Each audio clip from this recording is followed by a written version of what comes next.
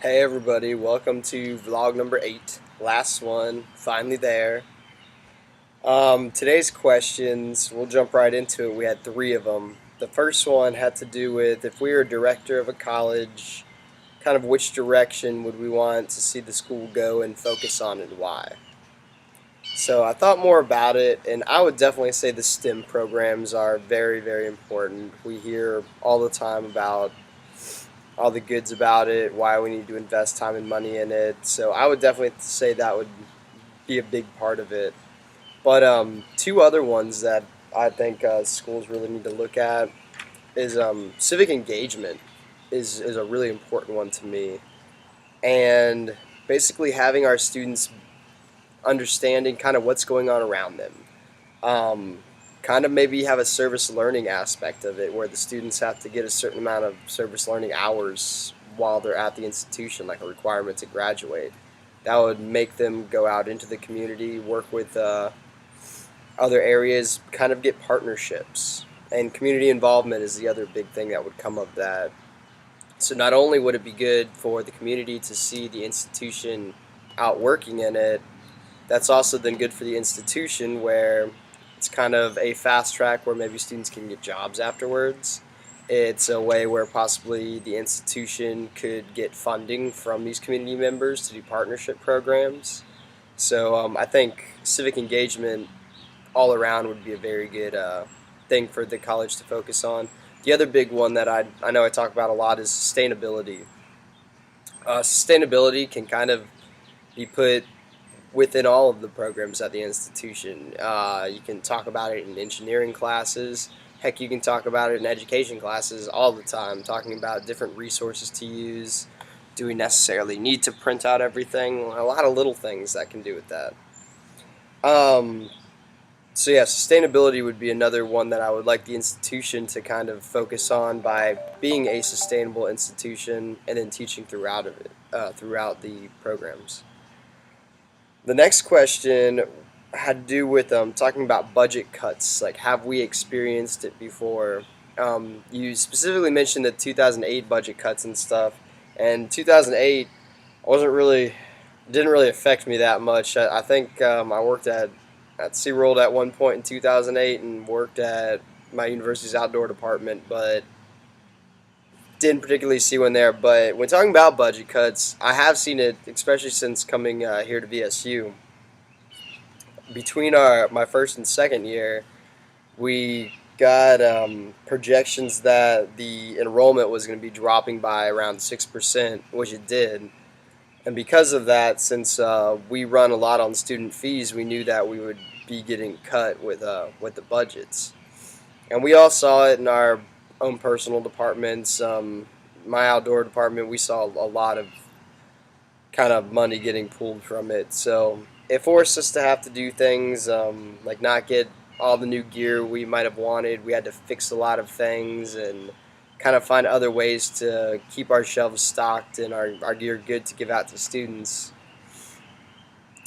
It is, I would say, a very disheartening thing for employees to have to go through freezes, through budget cuts, but it definitely happens. And the more I thought about it and stuff, I would say it became a lot of it was more of a freeze for us.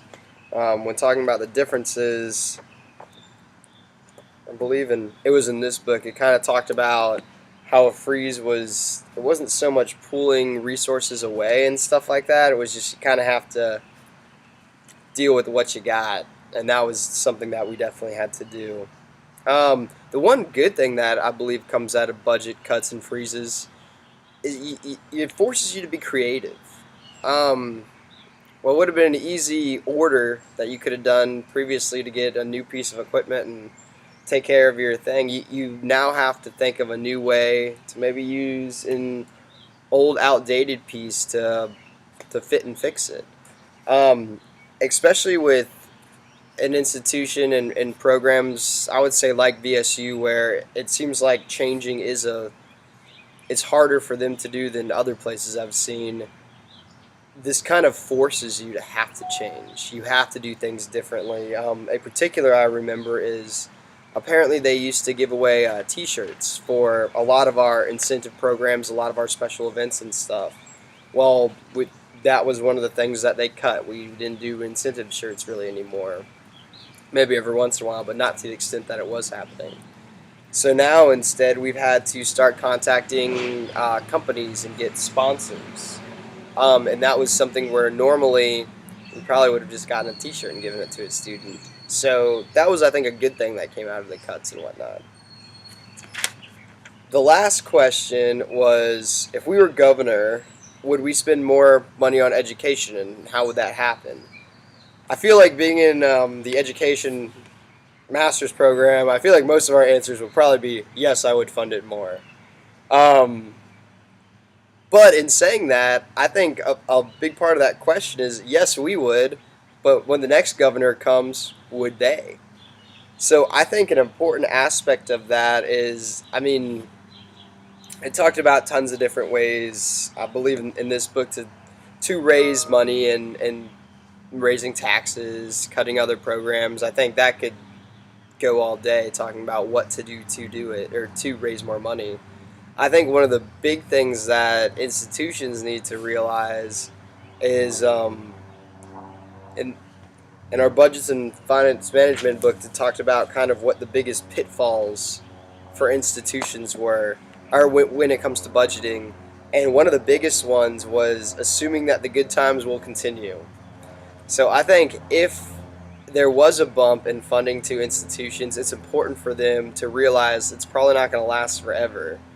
So now that the other money is coming in, now's a good time to do some of those back burner projects, but not to build the programs where if some of that money was pooled, it couldn't be sustained. So I think sustainably growing budget-wise is really important to the institutions when Sean as governor does raise all the funding to education programs, because Sean as governor will not stay there forever, and other people might not think so much about the education. But I hope I answered a lot of the questions today. I'm going to miss you guys. This was a fun vlog discussion group. But yeah, I will talk to you later. And my roommate's making me show his new dog because it is a little cute puppy, and who doesn't like puppies in these vlogs? So, say bye-bye. See y'all later. It was perfect, Sean.